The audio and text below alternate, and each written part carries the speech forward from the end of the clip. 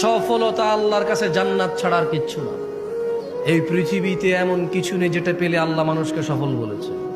আল্লাহ বলেছে যে আগুন থেকে রেহাই পেল, জান্নাতে প্রবেশ করলো, ফাকাদে ফাজ, সে জিতে গেল।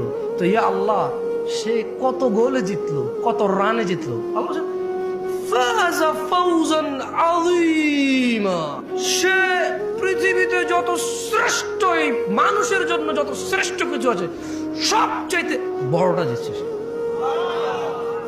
এর চেয়ে আর কিছু বড় নেই। লুকমান হাকিম বলেছিল, আল্লাহ মুহাম্মদ সাল্লাল্লাহু আলাইহি সাল্লামকে বলতেছেন, ওয়াইদ ক্বালা লুকমান, আল্লাহ বলল যে আর স্মরণ করুন যখন লুকমান বলেছিল তার পুত্রকে, ইয়া বুনাই ওয়া হুয়া ইয়ালিবনি, তার পুত্রকে যখন সে বলেছিল ওয়া হুয়া ইয়াইদুহু, ওয়াজ করতেছিল। কি করতেছিল?